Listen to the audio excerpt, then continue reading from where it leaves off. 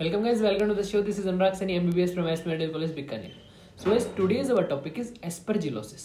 आज हम पढ़ेंगे aspergillosis के बारे में. हमारी माइकोलॉजी सीरीज चल रही थी, उसके अंदर नेक्स्ट टॉपिक है aspergillosis. इसके अंदर हम पढ़ेंगे इंट्रोडक्शन, इसका pathogenesis, clinical manifestation, lab diagnosis, treatment. तो ओवरऑल पूरा हम aspergillosis को कवर करने वाले हैं. ठीक है, बहुत आसान सा वीडियो है, आराम से चिल होके बैठिए, रिलैक्स होके. ठीक है, सुनते जाइए बस. ठीक है, अब एस्परजिलोसिस की हम बात करें तो गाइज ये जो होता है इन्वेजिव एंड एलर्जिक डिजीज है. क्या है? Invasive and allergic disease. Invasive disease क्या होती है? इन्वेजिव मतलब बहुत स्प्रेड, जो स्प्रेड हो बहुत फास्टली. ठीक है, बहुत जल्दी से फैलने वाली डिजीज है. ठीक है, एस्परजिलोसिस. एंड एलर्जिक डिजीज है. ठीक है, और ये किससे होता है? एस्परजिलस एक फंगस है. एस्परजिलस एक फंगस है गाइस, उससे ये डिजीज होती है. ठीक है, अब एस्परजिलस की बहुत सारी स्पेसीज हैं, 35 पैथोजेनिक स्पेसीज हैं, लेकिन कुछ मेन स्पेसीज हैं, जैसे एस्परजिलस फ्यूमिगेटस हो गया, एस्परजिलस फ्लेवस हो गया एंड एस्परजिलस नाइगर हो गया. तो समझ में आएगा कि एस्परजिलोसिस क्या है. एस्परजिलोसिस एक इन्वेजिव मतलब तेजी से फैलने वाली डिजीज है एंड एलर्जिक डिजीज है, जो किससे होता है? एक मोल्ड मतलब एक फंगस से होता है, जिसका नाम है एस्परजिलस. और 3 मेन स्पेसीज है एस्परजिलस की. इतना आपको ध्यान होना चाहिए यहाँ तक. क्लियर? नेक्स्ट हम बात करते हैं पैथोजेनेसिस की. तो जो एस्परजिलस है वो वाइडली डिस्ट्रीब्यूटेड इन नेचर, बहुत डिस्ट्रीब्यूट है. जो हमारा वातावरण है, इन्वायरमेंट है, वहां पर डिस्ट्रीब्यूटेड होता है. ठीक है, और ये मेनली कहाँ ग्रो करता है? जो डिकेइंग प्लांट्स हैं, जो आपके प्लांट्स प्रोडक्ट हैं, वो जब सड़ जाते हैं, डिके हो जाते हैं. ठीक है, और जो प्लांट्स डिके हो जाते हैं तो वहां पर ही ग्रो करने का इसका चांस ज्यादा रहता है. समझ में आ गया? ठीक है, अब जो हम एस्परजिलस के स्ट्रक्चर की बात करें तो देखो ये हो गया इसका सेप्टेट हाइफी. ठीक है, अब जो सेप्टेट हाइफी है वहां से कोनिडियोफोर निकलता है. ये क्या है? ये ब्रांच निकल रही है, क्या है? कोनिडियोफोर है. कोनिडियोफोर देखो, पहले सेप्टेट हाइफी हो गया, यहाँ से कोनिडियोफोर निकलेगा. कोनिडियोफोर आगे जाके एक वेसिकल बना लेगा. ये क्या है? वेसिकल है, ये वेसाइकल है. अब इस वेसाइकल से बहुत सारे स्ट्रक्चर्स निकलते हैं जिन्हें बोलते हैं फिलेडे. ठीक है, ये क्या है? फिलेडे है. देखो फिलेडे हैं, ये फिलेडे हैं. अब इन फिलेडे के ऊपर कोनिडिया डेवलप होते हैं. क्या डेवलप होते हैं? कोनिडिया डेवलप होते हैं. तो ये कोनिडिया हो गई. तो ऐसी स्ट्रक्चर इसकी होती है एस्परजिलस की. समझ में आ गया स्ट्रक्चर? ठीक. अब हम ट्रांसमिशन देखते हैं. ट्रांसमिशन कैसे होता है? Transmission by inhale of airborne conidia. जो कोनिडिया है, ये ऊपर जो कोनिडिया है लास्ट में बनते हैं इसकी स्ट्रक्चर में, जो कोनिडिया है इनके इनहेलेशन से इन्फेक्शन होता है. ठीक है, जो कोनिडिया है ये एयरबोर्न होते हैं, मतलब हवा के साथ साथ ये ट्रेवल कर सकते हैं. ठीक है, एंड इनका जब इनहेल हो जाए, हम सांस के साथ इन कोनिडिया को अंदर ले जाएं तो इन्फेक्शन हो सकता है. क्लियर? यहां तक कोई दिक्कत नहीं होनी चाहिए. नेक्स्ट, अब रिस्क फैक्टर देखते हैं. एस्परजिलोसिस जो है, जो डिजीज है, फंगल डिजीज है, इसके होने के चांस कब ज्यादा है? ठीक है, जब पेशेंट ग्लूकोकोर्टिकोइड यूज लेता है, जब कोई भी ह्यूमन ग्लूकोकोर्टिकोइड यूज करता है. ठीक है, तो इसके उस पेशेंट के, उस ह्यूमन के अंदर एस्परजिलोसिस होने का चांस बहुत ज्यादा बढ़ जाता है. ये इंपॉर्टेंट है. ठीक, न्यूट्रोपीनिया सेकेंड रिस्क फैक्टर है. न्यूट्रोपीनिया, अगर न्यूट्रोफिल का काउंट बहुत कम हो जाए, ठीक है, मैसिव न्यूट्रोपीनिया हो जाए, बहुत कम हो जाए, देन एस्परजिलोसिस होने की कंडीशन बहुत ज्यादा हो जाती है. ठीक है, अगर न्यूट्रोफिल जो है वो अमाउंट में तो सही है, मतलब उनकी डेफिशिएंसी नहीं हो रही, लेकिन डिसफंक्शन हो जाए, अपना काम करना ही बंद कर दें, तो भी आपका एस्परजिलोसिस के चांसेस बहुत ज़्यादा हो जाएंगे. ठीक है, एस्परजिलोसिस जो है ये एक रेस्पिरेटरी डिजीज है. मतलब जो रेस्पिरेटरी जो सिस्टम है अपना, जो एयरवेज है, यहाँ से देखो लंग्स से ट्रेकिया, लंग्स, ये जो है इस सिस्टम को ज़्यादा अफेक्ट करता है. ठीक है, रेस्पिरेटरी जो एयरवेज होती है उनको ज़्यादा अफेक्ट करता है. तो ऐसे पेशेंट जिनके अंदर पहले से न्यूमोनिया है, या फिर सीओपीडी है, या फिर ट्यूबरक्लोसिस है, सार्कोइडोसिस है, मतलब रेस्पिरेटरी डिजीज जिन पेशेंट के अंदर पहले से है, उनके अंदर एस्परजिलोसिस का चांस ज्यादा होएगा होने का. क्लियर? समझ में आएगा गाइस? मतलब जो भी रेस्पिरेटरी डिजीज पहले से किसी ह्यूमन के अंदर है, तो वो ह्यूमन एस्परजिलोसिस होने का जो परसेंटेज है उस ह्यूमन के अंदर वो ज्यादा होएगा. क्लियर? समझ में आ गया? नेक्स्ट हम बात करें गाइस. नेक्स्ट हम बात करें तो देखिए यहां पर देखिएगा क्लिनिकल फीचर्स बात करते हैं एस्परजिलोसिस के. ठीक है, अब जो एस्परजिलोसिस है गाइस, जो ह्यूमन एयरवे होता है, ये ह्यूमन है. ठीक है, एक ह्यूमन एयरवे को हमने यहाँ पर दिखा रखा है. ठीक है, इस ह्यूमन एयरवे में जो एस्परजिलस है वो कॉलोनाइज कर जाता है. एस्परजिलस जो फंगस है वो कॉलोनाइज कर जाता है. जैसे ही एस्परजिलस फंगस इस एयरवे के अंदर कॉलोनाइज करेगा तो हमारी बॉडी इसके खिलाफ एक हाइपर सेंसिटिविटी रिएक्शन शो करेगी, एक हाइपर सेंसिटिव रिएक्शन शो करेगी, और उस हाइपर सेंसिटिव रिएक्शन को शो करने के बाद में एक हाइपर सेंसिटिव रिएक्शन शो करेगी, हमारा ह्यूमन इम्यून रेस्पॉन्स शो करेगा हाइपर सेंसिटिव रिएक्शन, और उस मैनिफेस्टेशन को हम क्या बोलेंगे, एलर्जिक ब्रोंकोपल्मोनरी एस्परजिलोसिस, क्या बोलेंगे, ABPA। ठीक है, क्या हुआ, सबसे पहले जो ह्यूमन एयरवे था उसके अंदर जो हमारे फंगस है ये क्या करेगी, उनको कॉलोनाइज करेगी, और जब कैसे कॉलोनाइजेशन हुआ यहाँ पे तो हमारा ह्यूमन रेस्पॉन्स आएगा, ह्यूमन इम्यून रेस्पॉन्स आएगा और एक हाइपरसेंसिटिव रिएक्शन होएगी, और इस पूरे जो फिनोमिना है इसको बोलेंगे एलर्जिक ब्रोंकोपल्मोनरी एस्परजिलोसिस। क्लियर, समझ में आ गया? ठीक है, अब क्या क्या होता है, कभी कभी क्या होता है, मान लो कोई भी ह्यूमन है, ये एक ह्यूमन है गाइस, इसके पहले से कुछ डिजीज हुई है, लंग डिजीजेस हुई हुई है। ठीक है, लंग डिजीजेस हुई हुई है, जैसे लंग एब्सिस हुआ है। ठीक है, तो इस लंग के अंदर क्या होता है, एस्परजिलस जो फंगस है वो क्या हो जाती है, कॉलोनाइज कर जाती है। ठीक है, और साथ साथ में सेलुलर जो डिब्रीज हैं, सेल्यूलर डिब्रीज मतलब जो भी सेल्स हैं वहां की, वो भी एक्यूमुलेट हो जाती हैं, और साथ साथ में म्यूकस भी एक्यूमुलेट हो जाता है। ठीक है, साथ साथ में म्यूकस भी एक्यूमुलेट हो जाता है। तो इन तीनों को साथ में मिला के हम बोलते हैं फंगल बोल। क्या बोलते हैं, फंगल बोल। ठीक है, फंगल बोल जब बनता है तो इस कंडीशन को क्या बोलेंगे हम, एस्परजिलोमा। ठीक है, एस्परजिलोमा। ठीक है, तो देखो क्लिनिकल फीचर्स में हम देखते हैं गाइस, क्लिनिकल फीचर्स में जो एस्परजिलोसिस के सबसे पहले हम लंग को इन्वॉल्वमेंट देखते हैं। क्या देखते हैं, पल्मोनरी एस्परजिलोसिस, लंग का इन्वॉल्वमेंट देखते हैं। लंग के इन्वॉल्वमेंट में 3 चीजें आती हैं गाइस। हमने बताया ABPA, एलर्जिक ब्रोंकोपल्मोनरी एस्परजिलोसिस। अब मैंने अभी बताया ना ABPA क्या होता है कि कोई भी हमारा जो एयरवे है वहां पे क्या होता है, जो फंगस है वो कॉलोनाइज करेगी, कॉलोनाइज करने के बाद में बॉडी रेस्पॉन्स शो करेगा हाइपर सेंसिटिव रिएक्शन, और इस मैनिफेस्टेशन क्या बोलेंगे, एलर्जिक ब्रोंकोपल्मोनरी एस्परजिलोसिस। कभी कभी क्या होता है, जैसे आपका लंग एब्सिस हुआ है पहले से, या फिर लंग में कुछ डिजीज हुई है, तो उस डिजीज में क्या होता है, एस्परजिलस पहले से एस्परजिलस जो है वो आएगा। ठीक है, जैसे पहले लंग एब्सिस हुआ है तो वहां पे क्या होता है, एस्परजिलस आएगा। ठीक है, एस्परजिलस के साथ साथ कुछ सेलुलर डिब्रीज भी एक्यूमुलेट हो जाती हैं, और साथ साथ म्यूकस भी एक्यूमुलेट हो जाता है। तो इस ट्रायड को हम बोलेंगे फंगल बोल बोलेंगे, और फंगल बोल ठीक है बोलेंगे। ठीक है, और इस पूरे जो फिनोमिना है इसे बोलेंगे एस्परजिलोमा। क्या बोलेंगे, एस्परजिलोमा। ठीक है, समझ में आ गया? ठीक है, एस्परजिलोमा में प्रीवियस डिजीज होनी चाहिए, जैसे लंग एब्सिस होना चाहिए या फिर लंग स्कार होना चाहिए। ठीक, एस्परजिलोमा समझ में। कभी कभी लंग इन्वॉल्वमेंट में क्लिनिकल फीचर अस्थमा का भी आ जाता है कि ब्रोंकियल अस्थमा भी ये फैला सकता है, एस्परजिलोसिस। समझ में आ गया एस्परजिलोसिस का क्लिनिकल मैनिफेस्टेशन? ठीक है, कभी कभी ये एस्परजिलोसिस जो हमारे साइनसेस है, साइनसेस क्या होते हैं, जो हमारा नेजल कैविटी है, ठीक है, वहां पर बहुत सारे जो नेजल कैविटी है उसके अंदर जो कैविटीज है अराउंड नेजल पैसेज। ठीक है, साइनस क्या होता है, सबसे पहले हम बात करते हैं साइनस होता क्या है। जो नेजल पैसेज होता है हमारे, जो ये नाक है, नाक के अंदर जो पैसेज है उसके चारों ओर एक कैविटी पाई जाती है, उसे बोलते हैं साइनस। क्या बोलते हैं, साइनस बोलते हैं।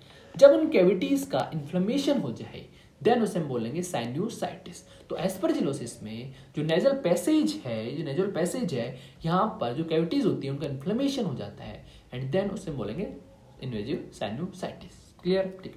अब गाइस जो मैक्सिलरी साइनस है, बहुत सारे साइनसेस होते हैं, आप ENT में पढ़ोगे। जो मैक्सिलरी साइनस है वहां पर एस्परजिलोसिस एक्यूमुलेट कर जाएगा, और साथ साथ में सेलुलर डिब्रीज भी एक्यूमुलेट करेंगी, प्लस आपका म्यूकस भी एक्यूमुलेट कर जाएगा। तो इन तीनों को बोलेंगे फंगल बोल। ठीक है, तो मैक्सिलरी साइनस के अंदर तो मैक्सिलरी फंगल बोल। ठीक है, अब साथ साथ में साइनोसाइटिस हो जाता है, क्रोनिक भी हो सकता है। ठीक है, एलर्जिक फंगल साइनोसाइटिस भी हो सकता है। ठीक है, तो ये इन्वेजिव साइनोसाइटिस हो गया। तो आपको क्या मेनली क्या याद रखना है कि साइनोसाइटिस कर देता है एस्परजिलोसिस। क्लियर? इतना याद रखना। कभी कभी कार्डियक इन्वॉल्वमेंट भी हो सकता है, जैसे आपका हार्ट भी इन्वॉल्व कर देता है, हार्ट की जो लेयर्स एंडोकार्डियम, पेरिकार्डियम, ये सारी इन्वॉल्व हो सकती हैं। एस्परजिलोमा जो फंगस है ये इनको भी इन्वॉल्व कर सकता है। कभी कभी सेरिब्रल सिम्टम्स भी आ जाते हैं, जैसे ब्रेन एब्सिस हो जाता है, हिमोरेजिक इन्फाक्शन हो सकता है, मेनिंजाइटिस आपका हो सकता है, जो ब्रेन लेयर्स हैं वो भी इन्फ्लेम कर सकती है। तो ये सारी क्लिनिकल मैनिफेस्टेशन आपको ध्यान में रखनी है। ठीक, तो कैसे ध्यान में रखेंगे? पहला हम देखेंगे लंग का इन्वॉल्वमेंट। लंग के 3 इन्वॉल्वमेंट अभी हमने यहाँ पर बताए। ठीक है, बता दिया, ठीक है, एस्परजिलोमा एंड एलर्जी ABPA, ठीक है। फिर हमने बताया कि साइनस, जो साइनस नाक के जो पैसेज है उनका इन्फ्लेमेशन हो जाए, ठीक है। फिर हमने कार्डियक इन्वॉल्वमेंट बताया, देन सेरेब्रल इन्वॉल्वमेंट बताया। तो ये 4 इन्वॉल्वमेंट आपको याद रखने हैं, ठीक है। फिर कभी कभी ओक्यूलर मतलब आंख में भी इन्वॉल्वमेंट हो जाता है, और जो किरेटाइटिस हो सकता है, ठीक है, ठीक है, एंडोप्थेल्माइटिस हो सकता है, ठीक है। एंडोप्थेल्माइटिस क्या होता है, जो आपका एक्वियस फ्लूइड होता है या फिर विट्रस फ्लूइड होता है, इनका इन्फ्लेमेशन हो जाता है, उसे एंडोप्थेल्माइटिस कहते हैं, ठीक। अब ईयर इन्फेक्शन हो सकता है, जैसे ओटाइटिस एक्सटर्ना हो गया, जो ईयर इन्फेक्शन हो सकता है। Cutaneous aspergillosis, cutaneous aspergillosis mainly कब होता है, न्यूट्रोपिनिक पेशेंट्स में होता है। किसमें होता है, न्यूट्रोपिनिक पेशेंट में होता है, ठीक है। और इस किस साइड पे होता है, जैसे आईवी कैथेटर डालते हैं ना, अपन कैथेटर डालते हैं, आईवी कैथेटर डालते हैं, और बर्न पेशेंट के अंदर ये क्यूटेनियस एस्परजिलोसिस की कंडीशन ज्यादा होती है, ठीक है। एक इन्फेक्शन हो सकता है नेल बेड इन्फेक्शन, जो नेल्स हैं आपके वो यहाँ पर इन्फेक्शन हो सकता है, उससे हम बोले ओनिकोमाइकोसिस। क्लियर, तो सारे इन्वॉल्वमेंट है। अब एक ह्यूमन है, अब मैं आउटलाइन बता रहा हूँ, ये एक ह्यूमन है। सबसे पहले इसके लंग्स में इन्वॉल्वमेंट हुआ, ठीक। लंग्स के बाद में हमने कहाँ इन्वॉल्वमेंट देखा गाइस, अभी देखा था। लंग के बाद में हमने जो नोज है वहाँ पे साइनस में देखा, लंग में देखा, साइनस में देखा। फिर हमने देखा गाइस, हमने हार्ट में देखा, इसके हार्ट में देखा, फिर इसके दिमाग में देखा, फिर इसके आंखों में देखा, ठीक है, कानों में भी देखा, ठीक। ये सारा इन्फेक्शन स्किन में भी देखा, नेल्स में भी देखा। तो ये आपको आउटलाइन याद रखनी, ये जो आउटलाइंस हैं ये याद रखना है, और इसका कंटेंट अपने आप याद आ जाता है, ठीक है। अब बात करते हैं हम clinical manifestation depend on species involvement. मतलब एस्परजिलस जैसे अलग अलग स्पेसीज हमने बताई, 3 मैंने स्पेसीज बताई थी कि Aspergillus fumigatus, Aspergillus flavus, Aspergillus niger. तो Aspergillus fumigatus mainly pulmonary and allergic aspergillosis करता है, ये बात ध्यान में रखनी है, ठीक। और एस्परजिलस फ्लेवर्स हॉस्पिटल्स में जो एस्परजिलस इन्फेक्शन होता है उसको करने में भूमिका अदा करता है, ठीक है। साइनस एंड स्किन जो है उसका इन्फेक्शन ये ज्यादा करेगा एस्परजिलस फ्लेवर्स, ठीक है। ओक्यूलर आंखों का इन्वॉल्वमेंट में कौन इन्वॉल्व, जो एस्परजिलस नाइगर है वो इन्वेजिव इन्फेक्शन करता है, मतलब ऐसे इन्फेक्शन जो बहुत तेजी से होए और या फिर जो ट्रांसपोर्ट होए वेरियस ऑर्गन्स में, ठीक है। बट इन्वेजिव इन्फेक्शन करेगा एस्परजिलस नाइगर, और रेस्पिरेटरी ट्रैक्टर को ज्यादा इन्वॉल्व करेगा, और जो ईयर इन्फेक्शन है उसको ज्यादा यहाँ पर ये इन्वॉल्व करेगा, ठीक है, एस्परजिलस नाइगर। तो अलग अलग वेराइटीज हैं, एस्परजिलस फ्यूमिगेटस अलग इन्फेक्शन, अलग साइड पे इन्फेक्शन करता है, एस्परजिलस फ्लेवर्स मतलब ये साइड स्पेसिफिक है, ठीक है, ये ध्यान रखना है। लैब डायग्नोसिस करेंगे तो लैब डायग्नोसिस से पहले हम स्पेसिमेन लेंगे। स्पेसिमेन हम लेते हैं, स्पुटम से ले सकते हैं, टिश्यू बायोप्सीज कलेक्ट कर सकते हैं, ठीक है। डायरेक्ट एग्जामिनेशन, जैसे अब फंगस है तो केओएच माउंट हम बनाएंगे, और फिर उसकी हिस्टोपैथोलॉजिकल स्टेनिंग भी कर सकते हैं, या तो केओएच माउंट या फिर हिस्टोपैथोलॉजिकल स्टेनिंग करेंगे, जो भी हमने स्पेसिमेन कलेक्ट किए उसका, ठीक है। अब मान लो केओएच स्पेसिमेन हमने कलेक्ट कर लिया, फिर हमने केओएच माउंट कर दिया उस स्पेसिमेन का, ठीक। तब हम उसको एग्जामिन करेंगे, ठीक है, माइक्रोस्कोप में कहीं भी, ठीक है, या फिर डायरेक्ट एग्जामिनेशन, ठीक। जब हम एग्जामिनेशन करेंगे तो हमें नैरो सेप्टेड हाइलिन हाइफी दिखेंगे, ठीक है, हाइलिन हाइफी, सेप्टेड हाइफी यहाँ पर हमें दिखेंगे, ठीक है, ये बात ध्यान में रखनी है। कल्चर करेंगे हम SD अगार में, सबिरोज डेस्ट्रोज अगार में हम इसको कल्चर करेंगे, और 25 डिग्री सेल्सियस पे हम इसे इंक्यूबेट कर देंगे, ठीक है, इंक्यूबेट करेंगे। जैसे ही हम इसका कल्चर करते हैं गाइस, तो हमें क्या मिलेगा, ये सेप्टेड हाइफी है, ठीक है, सेप्टेड हाइफी, हमें एक सेप्टेड हाइफी मिलेगा, वहां से कोनिडियोफोर डेवलप होगा, एक सेप्टेड हाइफी है, ये हाइफी है, यहाँ से कोनिडियोफोर डेवलप हो गया साहब, ये हो गया साहब कोनिडियोफोर डेवलप हो गया, ठीक। अब ये कोनिडियोफोर लास्ट में जाके एक वेसाइकल बना देगा, देखो ये वेसाइकल बन गया, यहाँ पे ये वेसाइकल बन गया। इस वेसाइकल की शेप अलग अलग हो सकती है, या फिर ट्यूबुलर भी हो सकता है, ये वेसाइकल जो बना ये ट्यूबुलर भी हो सकता है, ग्लोबुलर भी हो सकता है, कोनिकल भी हो सकता है, कैसा भी हो सकता है, इसकी शेप अलग अलग हो सकती है, ठीक है। ये वेसाइकल्स बाद में जाके फिलेडी बनाता है, फिलेडी बनाएगा, ये क्या हो गई, गोल गोल से फिलेडी हो गई, ठीक है, फिलेडी बना दिया, ठीक है, ये फिलेडी। और फिर इन फिलेडी के ऊपर गाइज आपके कोनिडिया डेवलप कर जाएंगे, क्या डेवलप करेंगे, कोनिडिया डेवलप करेंगे। समझ में आएगा इसकी स्ट्रक्चर, ठीक है, ये सारे स्ट्रक्चर हो गए, ठीक है। अब जो स्पेसीज आइडेंटिफिकेशन है इज डन, जो देखो हमने कल्चर किया सबिरोज डेस्ट्रोज अगार से, ठीक है, इंक्यूबेट कर दिया 25 डिग्री सेल्सियस पे, तो ऐसी फंगस हमें ग्रो करती हुई मिलेगी, क्लियर। अब बहुत सारी स्पेसीज हो सकती हैं, बहुत सारी जो कॉलोनीज हैं उसके अंदर बनेंगी, हम कल्चर करेंगे तो बहुत सारी कॉलोनीज बनेंगी। अब जो कॉलोनीज है उसके अंदर बहुत सारी स्पीसीज हो सकती हैं, जैसे एस्परजिलस फ्यूमिगेटस होगी या फिर एस्परजिलस बहुत सारी अलग भी स्पीसीज, 3 स्पीसीज बताई थी ना, नाइगर होगी, ठीक है, बहुत सारी स्पीसीज हैं। तो इसको आइडेंटिफिकेशन करने के लिए, अलग अलग स्पीसीज को आइडेंटिफिकेशन करने के लिए हम मैक्रोस्कोपिक एंड माइक्रोस्कोपिक अपीयरेंस काम में लेते हैं, ठीक है। Microscopic microscopic appearance of colonies हम देखते हैं कि भाई क्या कैसे दिख रही हैं वो बाहर से, उस हिसाब से हम डिफ्रेंशिएट करते हैं। क्लियर? कैसे डिफ्रेंशिएट करेंगे वो आप देखिएगा यहाँ पे, ठीक है। अब यहाँ देखिएगा, आप इस्तेमाल कर देता हूँ क्योंकि ठीक है, यहाँ देखिएगा गाइस, यहाँ देखिएगा जो स्पेसीज है, यहाँ इस टेबल में हमने लिखा स्पेसीज एस्परजिलस फ्यूमिगेटस। अब एस्परजिलस फ्यूमिगेटस जो है वो कैसा दिखता है? एस्परजिलस फ्यूमिगेटस की जो कॉलोनीज हैं वो स्मोकी ग्रीन दिखेंगी, मतलब एक ग्रीन सी कॉलोनीज कलर रहेगा इन कॉलोनीज का, वेलवेटी टू पाउडरी। वेलवेटी मतलब स्मूथ दिखेंगी, सॉफ्ट दिखेंगी, एंड पाउडरी टू पाउडरी दिख सकती है, मतलब सॉफ्ट स्मूथ से लेके पाउडरी, यहाँ पर इसकी शेप या फिर जो बाहर की स्ट्रक्चर है वो ये हो सकती है, ठीक है। जो वेसाइकल्स हैं हमने अभी बताया कि ये सेप्टेट हाइफी है, ये कोनिडियोफोर डेवलप हो गया तो इन कोनिडियोफोर वेसाइकल डेवलप कर लेगा, ठीक। अब जो वेसाइकल है एस्परजिलस फ्यूमिगेटस में, जो वेसाइकल है कोनिकल शेप होता है, मतलब कोन शेप होता है, कोन शेप होता है, ठीक है। और जो फिलिडी है ये सिंगल रो में, जो फिलिडी बनेंगी ये सिंगल रो में अरेंज रहेंगी, एक ही रो इन फिलिडी की रहेगी, ठीक है। जो कोनिडिया है वो पूरे वेसाइकल्स पे डेवलप नहीं करेंगे, जो कोनिडिया है वो सिर्फ और सिर्फ, जो कोनिडिया है वो 1/3 मतलब 1/3, ये जो 1/3 है ऑफ वेसाइकल्स वहां पे ही कोनिडिया डेवलप करेंगे। ये कोनिडिया हो गए, ये कोनिडिया हो गए, ऊपर जो गोल गोल दिख रहे हैं ना ये कोनिडिया हो गए। कोनिडिया 1/3 ऑफ वेसाइकल पे ही डेवलप करेंगे पूरे वेसाइकल। देखो ये एम्पटी है, ये क्या है एम्पटी, तो अपर 1/3 वेसाइकल पे ही ग्रो करेंगे कोनिडिया, और जो कोनिडिया है वो हाइलिन होंगे, ठीक है। समझ में आ गया? नेक्स्ट स्पीसीज देखते हैं एस्परजिलस फ्लेवस की। एस्परजिलस फ्लेवस जो है कॉलोनी येलो ग्रीन रहेंगे, वो कहते हैं स्मोकी ग्रीन, ये येलो ग्रीन रहेंगे और वेलिटी स्मूथ और सॉफ्ट अपीयरेंस इसका रहेगा, ठीक है। जो वेसाइकल्स हैं, जो वेसाइकल्स बनेंगे यहाँ पे वो क्या होंगे? ग्लोबुलर शेप होंगे, गोल ग्लोबुलर होंगे। और जो फिलिडी है, जो फिलिडी बनी, ठीक है, एक रो ये होगी एंड ये एक रो होगी, ये दूसरी रो होगी, ठीक है। तो इन जो फिलिडी की जो बहुत सारी रोज यहाँ पर बनती हैं, ठीक है, अलग अलग रोज बनती हैं, और जो इनके ऊपर जो कोनिडिया डेवलप करेंगे, इनके ऊपर जो कोनिडिया डेवलप करेंगे गाइज, वो एंटायर वेसिकल से डेवलप करेंगे, एंटायर वेसिकल से डेवलप करेंगे। ये कोनिडिया हो गए ऊपर, ये गोल गोल है ना ऊपर, ये कोनिडिया हो गए, ये कोनिडिया हो गए, ठीक है। समझ में आएगा? एंटायर वेसिकल्स, ठीक है, कोनिडिया हाइलिन होंगे, ठीक है, और वेसिकल ग्लोबुलर शेप होगा। समझ में आएगा? और जो फिलिडी बनेंगे वो 1 और 2 रोज में बनेंगे। क्लियर? ठीक है। अब एस्परजिलस नाइगर की बात करें तो यहाँ पर ब्लैक कॉलोनीज रहेंगी। कॉलोनीज कैसे रहेंगी? ब्लैक, ठीक है। जो वेसिकल्स है वो ग्लोबुलर शेप होगा, ये वेसिकल हो गया, ठीक है। फिलिडी यहाँ पे भी दो रोज में अरेंज रहेंगी, ये 2 रोज होगी। फिर जो कोनिडियाज बनेंगे ये 2 रोज हो गई, ठीक है। कोनिडियाज बनेंगे, ये जो कोनिडिया बना, ये जो कोनिडियाज बन रहे हैं ये क्या रहेंगे गाइस? सारे एंटायर वेसिकल से ग्रो करेंगे, एंटायर वेसिकल से ग्रो करेंगे, ठीक है। समझ में आ गया? तो देखिए यहाँ देखिए, ठीक, ये कोनिडियोफोर होगी, वेसिकल हो गया, कोनिकल शेप हो गया।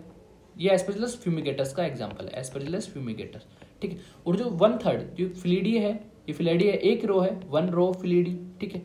और जो कोनिडिया है वो अपर 1/3 मतलब 1/3 ऑफ वेसिकल से डेवलप करें, तो यहाँ एम्पटी की रीजन है, ठीक है। अब सेकंड में देखिएगा, एस्परजिलस फ्लेवस में देखिएगा, यहाँ पर देखिए ये 2 रो हो गई, एक रो ऑफ फिलिडिया, ये सेकंड रो हो गई फिलिडिया की। देन कोनिडियोफोर डेवलप कर रहे हैं, ये क्या है? कोनिडियोफोर। कोनिडियोफोर पूरे वेसिकल से ग्रो कर रहे हैं। समझ में आएगा? ठीक है। अब Aspergillus Niger third, Aspergillus Niger और एस्परजिलस फ्लेवस में एक ही डिफरेंस है कि एस्परजिलस नाइगर जो है के ये जो है ये ब्लैक रहते हैं, ब्लैक रहते हैं, ठीक है। समझ में आ गया? और स्टेम्स है, ठीक है।